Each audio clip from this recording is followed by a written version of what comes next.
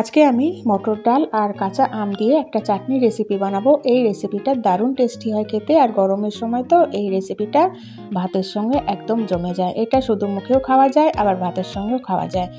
তো পুরো ভিডিওটা বন্ধুরা দেখতে থাকুন। মৌসুমিস কিচেনে আপনাদের সবাইকে স্বাগত জানাই। আশা করি আপনারা সবাই খুব ভালো আছেন, আমিও ভালো আছি। তো আজকে আমি আবারও একটা নতুন রেসিপি নিয়ে চলে এলাম। আমি বানাবো মটর ডাল দিয়ে কাঁচা আম দিয়ে একটা চাটনির রেসিপি। তো আমি সারা রাত এখানে হাফ কাপের মতো মটর ডাল ভিজিয়ে রেখেছিলাম। ডালটা ভালোভাবে ভিজে গেছে। এবার ভালো করে ধুয়ে নিয়েছি। ধুয়ে নেওয়ার পর একটা মিক্সিং জার নিয়ে নিলাম। মিক্সিং জারের মধ্যে ডালটাকে দিয়ে দেবো। তো জলটা ছেঁকে দেব, আর অল্প জল দিয়ে এটাকে একটা পেস্ট বানিয়ে নিতে হবে। তো খুব পাতলা হলে আবার হবে না, আবার খুব ঘন হবে না। যেরকম আমরা মটর ডালে বড়া বানাই ওই রকমভাবে করে নিতে হবে। তো সেই জন্যে অল্প জল দিয়ে এটাকে বেটে নেব। তো দেখুন ডালগুলো দেয়া হয়ে গেল। এবার আমি এটাকে এর মধ্যে 2 চামচ মতো জল দিয়ে দেবো, বড় চামচে 2 চামচ জল দিয়ে দেবো। আর জলটা দিয়ে এটাকে ঢেকে আমি এটাকে বেটে নিচ্ছি। বেটে নেওয়ার পর আমি ফিরে আসছি বন্ধুরা। তো দেখুন ডালটা ভালোভাবে বাটা হয়ে গেল। এর মধ্যে দিয়ে দেবো স্বাদ মতো নুন আর অল্প একটু চিনি দিয়ে দেবো। আর এটাকে ভালোভাবে ফেটাতে হবে। 5 মিনিট অবধি এটাকে ফেটাতে হবে, যাতে ডালটা একটু হালকা হয়ে যায়।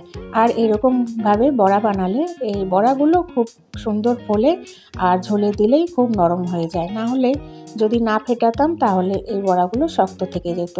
তো ভালোভাবে ফেটিয়ে নিয়েছি। ডালটাও দেখুন কত সুন্দর একদম ফুলে উঠেছে। এবার আমি কড়াইয়ের মধ্যে সর্ষের তেল গরম হতে দিয়ে দিয়েছিলাম, আর হাতে করে নিয়ে এরকম বড়ার মতো করে দিয়ে দিলাম। এবার যতটা এর মধ্যে ধরে আমি ততটাই দিয়ে দিলাম। দিয়ে এবার উল্টে পাল্টে এটাকে ভেজে নেব। একদিকটা যখন ভাজা হয়ে যাবে আস্তে আস্তে উল্টে দেব।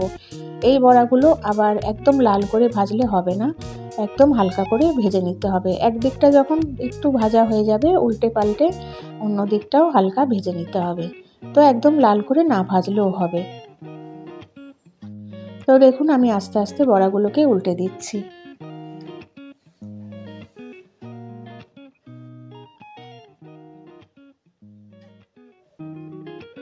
তো বন্ধুরা দেখুন বড়াগুলো কি সুন্দর ফুলেছে।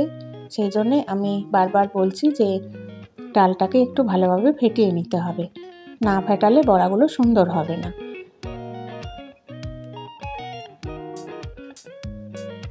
তো সব বড়াগুলো আমি উল্টে দিলাম। উল্টে দেওয়ার পর দুই পিঠই যখন ভালোভাবে ভাজা হয়ে যাবে, আর এটাকে একদম মিডিয়াম ফ্লেমে বানাতে হবে। হাই ফ্লেমে দিলে আবার বড়াগুলো পুড়ে যাবে, ভেতরটা কাঁচা থেকে যাবে। সেই জন্য মিডিয়াম ফ্লেমে ভেজে নিতে হবে। হালকা করে ভেজে নিলাম। এবার আমি তেল থেকে ভালোভাবে তুলে নিচ্ছি, আর তেলটাকে ভালোভাবে ছেঁকে বড়াগুলো তুলে নিচ্ছি। তারপরে বাকি বড়াগুলো ওইভাবে ওই তেলের মধ্যেই দিয়ে আমি বড়াগুলোকে ভেজে নেব। তো বন্ধুরা এই রেসিপিটা একবার হলেও বানিয়ে দেখবেন, দারুণ টেস্টি হয় খেতে। এই বড়াগুলো ভাজা হয়ে গেল। এবার এগুলোকেও আমি প্লেটে তুলে রাখলাম। তো দেখুন কতটা সুন্দর লাগছে বড়াগুলো দেখতে। এবার ওই তেলের মধ্যে ফোড়ন দিয়ে দিলাম একটা শুকনো লঙ্কা, আর হাফ চামচের মতো দিয়ে দিলাম সর্ষে। তো সর্ষের দানা, যে কোনো সর্ষের দানা দিতে পারেন, সাদাটাও দিতে পারেন বা কালোটাও দিতে পারেন।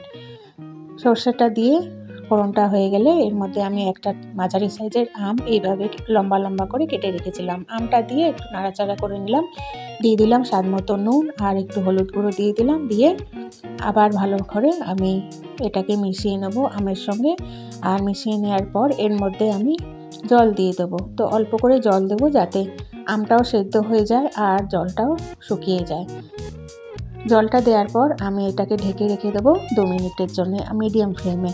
তারপরে 2 মিনিট পর আবার খুলে দেখে নিচ্ছি। তো দেখুন জলটাও শুকিয়ে গেছে আর আমগুলো খুব ভালোভাবে সেদ্ধ হয়ে গেছে। এবার আমগুলোকে একটু ঘেটে দেব এইভাবে। তো আমটা একদমই নরম হয়ে গেছে। এইভাবে আমগুলোকে একটু ভেঙে নেব। নেওয়ার পর আবার এর মধ্যে আমি জল দিয়ে দেবো। তো জলটা একটু বেশি করে দিতে হবে, কারণ এই ঝোলটা একটু ফুটবে, আর ডালের বড়া দিলে ঝোলটা একটু শুকিয়ে যাবে। সেই জন্যেই একটু বেশি করে জল দিতে হবে। তো জলটা দিচ্ছি আর সঙ্গে সঙ্গে এটা নাড়তে থাকছি। তো দেখুন আমি বেশি করে জল দিয়ে দিলাম। এই রেসিপিটা একটু ঝোলঝোলই ভালো লাগে খেতে। জলটা দেওয়ার পর আবার আমি এটা ঢেকে রেখে দেব, যাতে এটা ভালোভাবে ফুটে উঠুক।